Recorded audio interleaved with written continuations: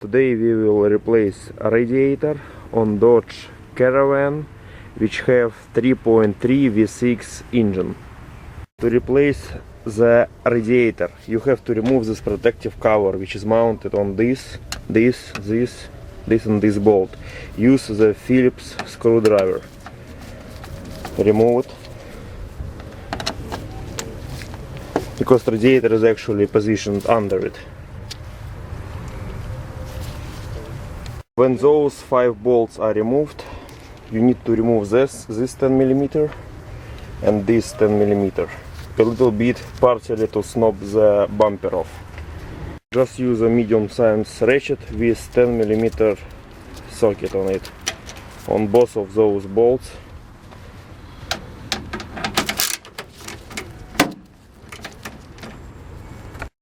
When you remove those 2 10mm, you easily can squeeze this protective cover out.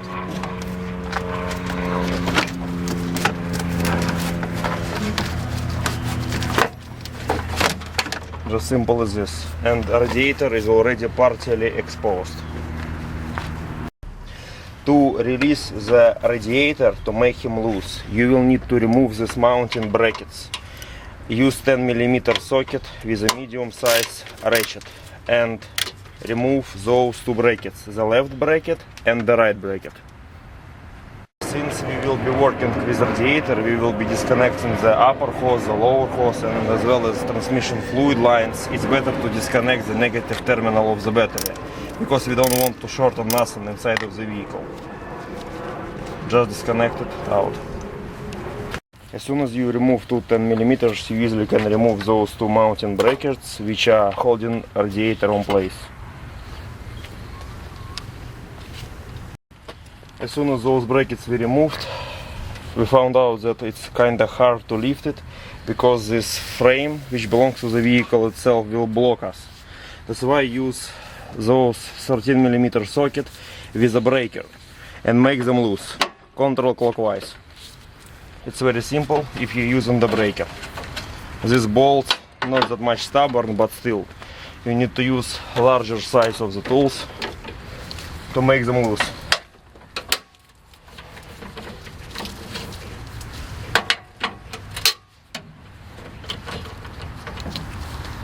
As soon as those bolts are loose, use a large size ratchet and completely remove them counterclockwise. As soon as you remove those 4 bolts, you can remove this frame, but since hood release hatch is connected here and we do not want to disconnect him, just put it a little bit away upper, just like this. We notice that condenser lines which bring in freon to condenser are mounted, and if we will try to take and remove the whole assembly out, we will need to drain freon, and we don't want to do this. That's why we will try to disengage condenser using those bolts to leave the condenser inside. But first of all, let's remove the fans. The fans are mounted on those 2 10mm, and you also have to disconnect electrical connectors out from the fans. While disconnecting the fans out, when you move the bolts loose, you actually will remove the bolt assembly as well. When the bolt is removed, you can keep it here though. You don't need to completely remove it. Just keep it like this on top. When you disconnect electrical connector, you just need simply to tap on top and the electrical connector will be out. Remove it. The first fan is removed.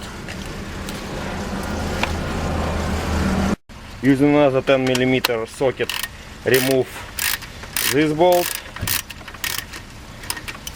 Disconnect electrical connector from the passenger fan. As soon as you remove the bolt, remove the fan. Since it belongs to the passenger, it's better to put it on the left side, the right side. Not when you will install everything back, you will know from where to where.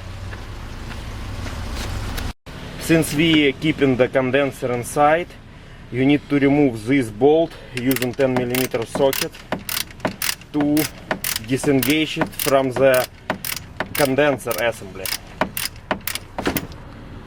When we remove this bolt from here, we already can see that we can partially start disengaging the radiator and lifting him up.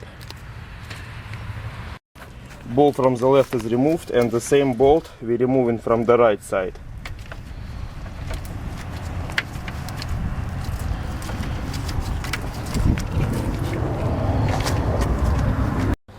When we remove those two bolts, we can see that condenser and radiator is already partially separated. Let's disconnect the upper hose and the lower hose. To disconnect the hose, use the large pliers. Just release the clamp, just like this. Okay. As soon as the clamp is released, you can disconnect the upper hose. Since radiator was losing water for coolant for so long, we only was refilling him with water. That's why we don't care if we will get any spills, because it's just the water inside. Make sure that it's not that hot, not to burn yourself. We don't have nothing. Basically that's why it was leaking so badly that you don't even have any coolant. And the same way disconnect the lower hose. Yeah. Alright, remove the lower latch. The same technique, using the pliers. Put the clamp and start pushing it out.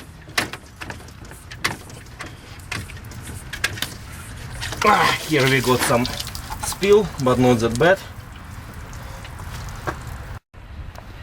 Right now we have to remove this hose which goes from the reservoir. You actually adding some coolant into the radiator itself. Just use a flat screwdriver, small size. Release this, make it loose, and remove it.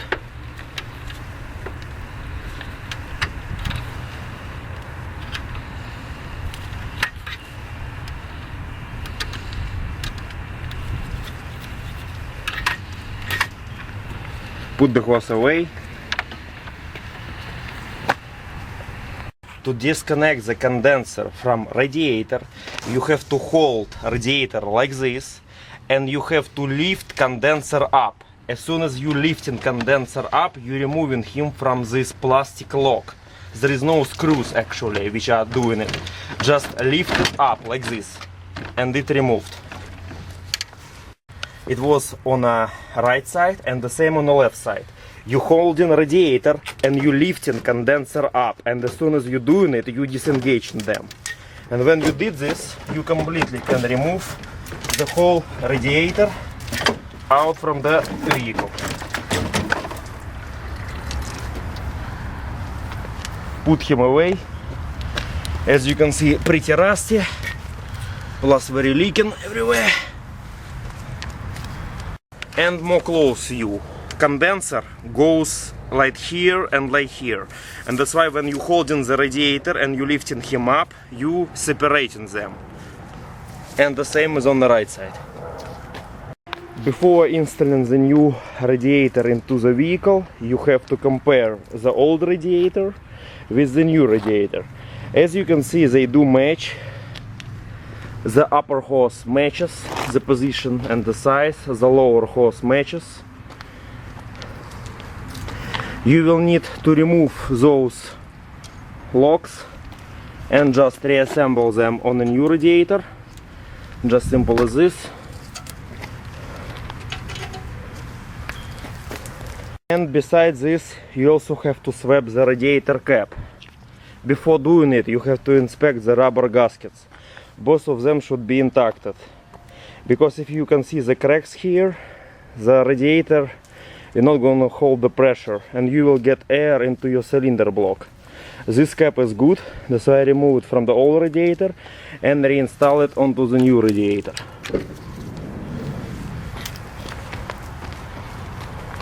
Everything matches. Proceed to installation. Very carefully position him on place and make sure that you will lock those locks properly this one and this one. As soon as you install them, you match the locks. It's pretty easy. I already mentioned how to do it. Those are standing correctly. Disconnect the lower hose, put the clamp back on. Using the pliers, connect the clamp back.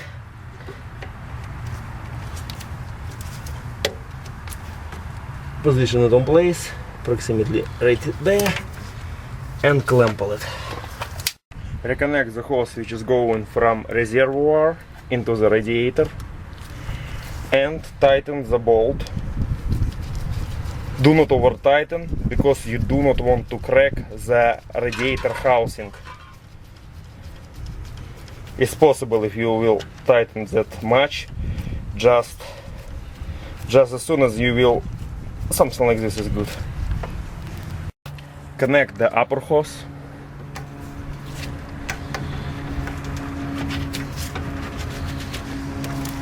Using the pliers. Clamp it.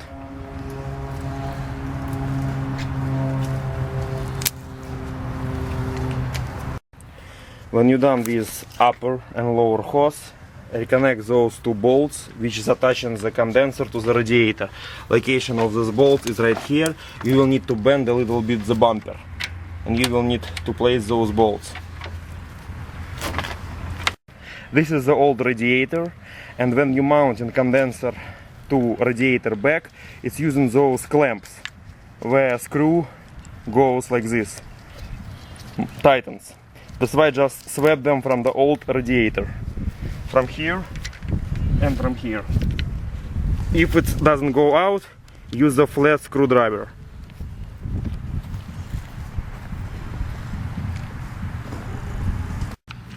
A flat screwdriver and it's snapped off. Reinstall this clamp, it goes like this, just snap it in.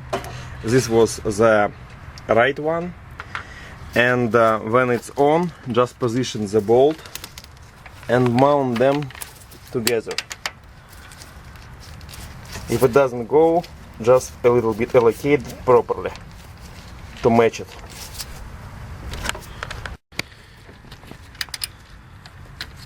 Oh, this is good.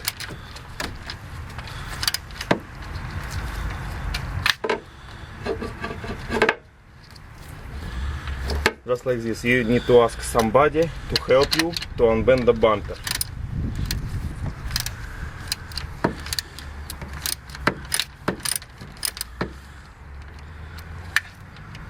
Just take your time, do not drop the bolt.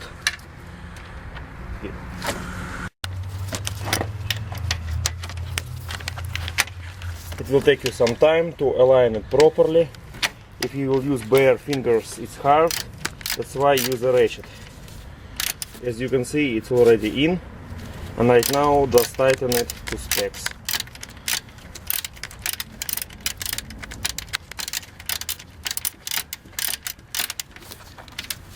Already pretty much tightened, but of course it's still loose. Tighten a little bit more.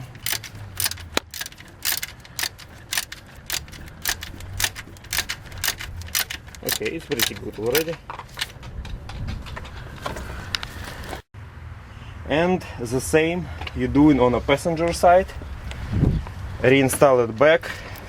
Ask somebody to unbend the bumper. Reinstall it and mount it.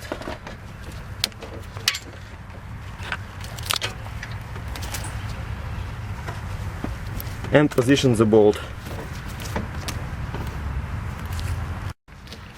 As you can see, we successfully connected it, and just tighten it. Do not over tighten as well, because the plastic between, there is a plastic between, and you don't want to crack it. That's why just medium pressure. Start installing the fans. The first fan goes right here. Do not trap the electrical connector. Position him on place. As soon as we position the right fan on place, we notice that we also have to swap those clamps from the old radiator. The location of these clamps is right here on top. Just simply remove them. Pretty tight sometimes. Just use a flat screwdriver.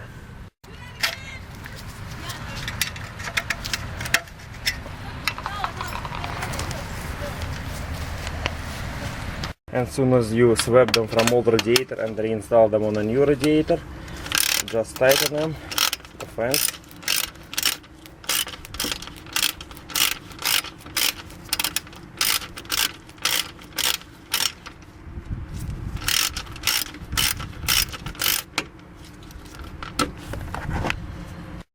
There is a little bit difference between those locks. As you can see, the surface here is completely flat, that's why we can easily remove it and install it. The replacement radiator is not original from Chrysler. They was trying to, during the production, they was trying to recreate him as much as possible. But as you can see, it's a little bit different, it's a little bit bended. That's why it's hard to install them. Just take your time and try to use different angles during the installation and then match it. Since it's always changing the angle because of different frame, the only thing, we tried like almost 20 minutes to properly allocate it. There is no luck. That's why before you did not find the correct clamps, just as a temporary solution or even for the lifetime, use those automotive zip ties. They're pretty strong and can secure it on place for good. Just in case, install the second one, and when you're done, you make sure that it's secured, the same as with the clamp, and plug electrical connector back on place. Need to hear the clicking noise. Good. The second fan, the same way, and you have to do the same. You have to use those zip ties to zip tighten it and to secure it on place. Better to use two, just for sure.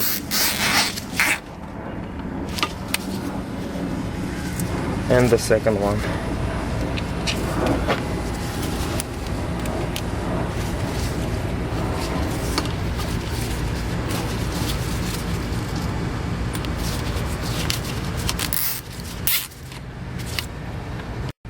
Plug electrical connector. This one is a little bit cracked, that's why secure him good. Make sure that it fitted. Cut the zip tight ends. Be careful with those, they very sharp. You can scratch your skin very easily on these ends.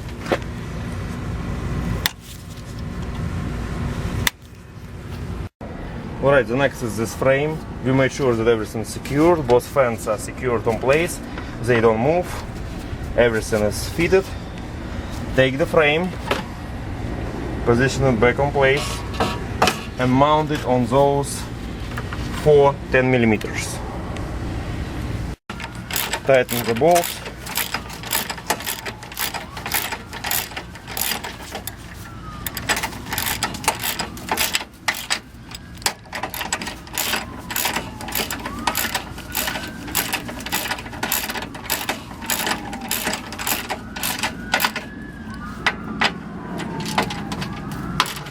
Do not over tighten a lot, because even those threads you can strip, you never know, because it's a large size ratchet.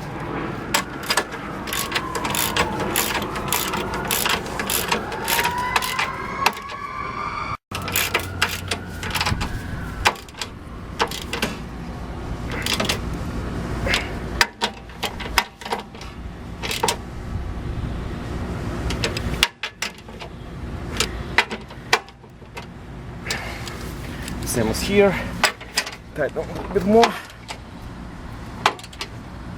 Good. And this one. Reinstall those mounts.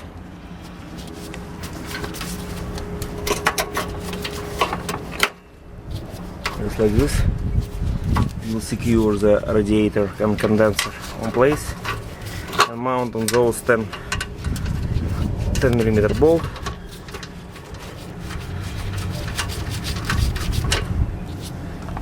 Okay. Okay. Tighten one more. Next one.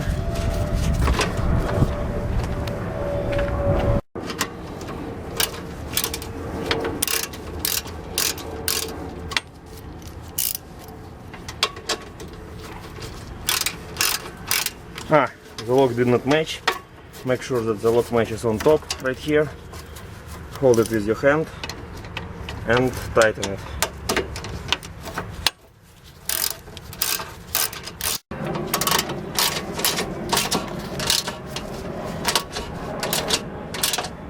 When you're done, radiator doesn't even move.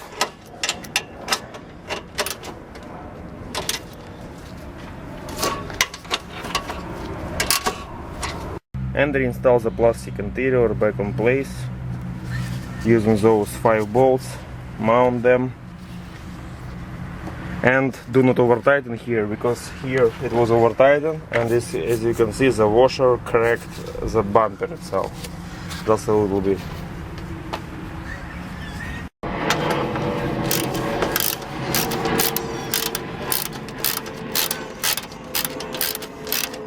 And do not over tighten. Second one.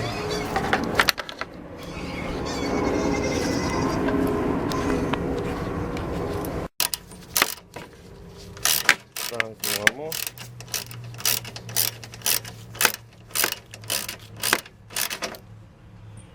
And using the Phillips screwdriver, install the 5 remaining bolts.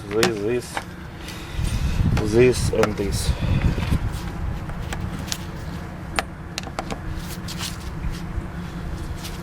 Add some coolant into the system, and then before installing the cap, clean the surface of the cap. As you can see, there is some rust deposit. Use alcohol-based wipes to clean the surface of the cap. Just clean the surface. Those gaskets are very important. If you notice any visible cracks, immediately replace the cap, because if not, the coolant will bubble out from a reservoir and you will be losing it more and more. There is a few small cracks, but this total overall condition of the cap is still good.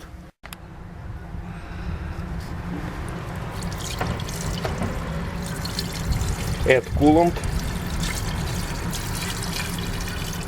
It's 50-50, you don't need to dilute it with water.